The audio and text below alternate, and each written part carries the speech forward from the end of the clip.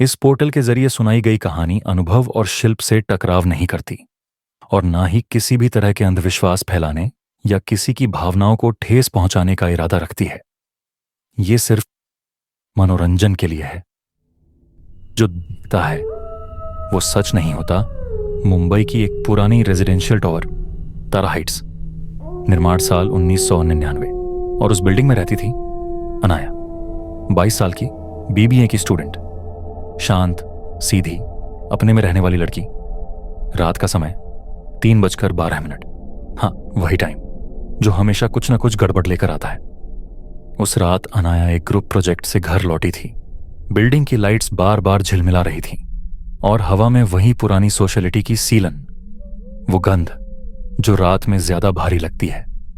Lift number 1 बंद, lift number 2 servicing में, और सिर्फ लिफ्ट नंबर 3 चल रही थी। वही लिफ्ट जिसके बारे में चौकीदार तक बोलता था, मैडम रात में 3 नंबर लिफ्ट मत लेना। लेकिन उस रात अनाया बहुत थकी हुई थी। उसे लगा, यार कुछ भी नहीं होता, लोग बस बड़ा चढ़ा के बोलते हैं। उसने कॉल बटन दबाया। लिफ्ट धीरे से खुली।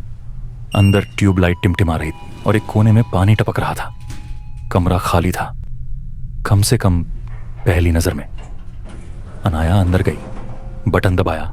7वीं फ्लोर लिफ्ट बंद हुई और जैसे ही ऊपर बढ़ने लगी, पीछे खड़े कोने से कपड़ों के घिसने जैसी आवाज आई। अनाया पीछे मुड़ी। कुछ नहीं था, बस टिमटिमाती रोशनी। लेकिन फर्श पर पानी फैलता जा रहा था और उसमें किसी के छोटे पैरों के निशान बन रहे थे, बिल्कुल बच्चे के पैरों जैसे। जो आवाजें आती हैं वो रुकती नहीं। लिफ्ट अचानक झटके से रुक गई। 7वीं नहीं, 5वीं फ्लोर पर।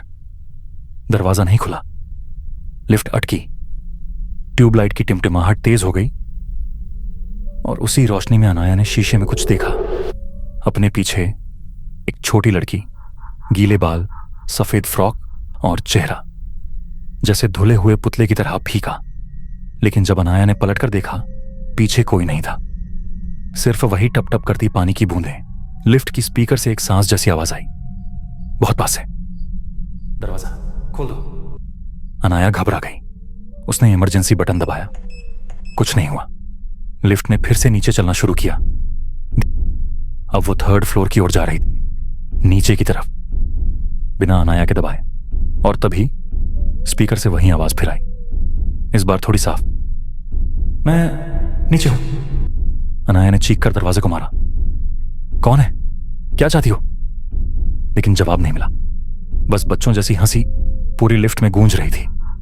अचानक लिफ्ट ग्राउंड फ्लोर पर आकर रुक गई। दरवाजा धीरे से खुला और बाहर पूरा फ्लोर अंधेरे में डूबा हुआ था।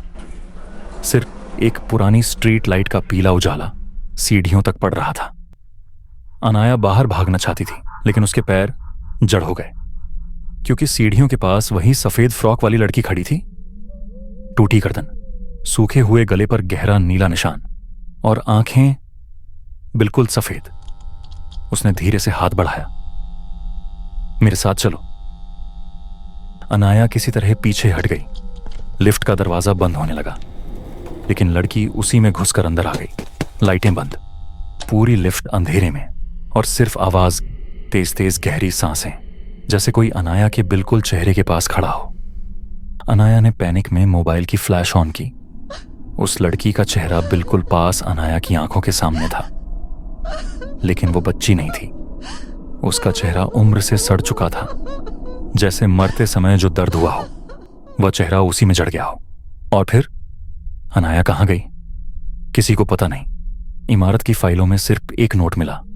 साल 2004 में एक बच्ची लिफ्ट नंबर 3 में फंसकर मर गई थी।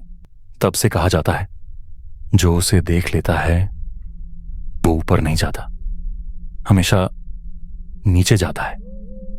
और इसी के साथ कहानी समाप्त होती है। और अगर आप अपनी कहानियां मुझे शेयर करना चाहते हैं तो नीचे दिए गए जीमेल पर मैसेज करना ना भूलें। शुभ रात्रि।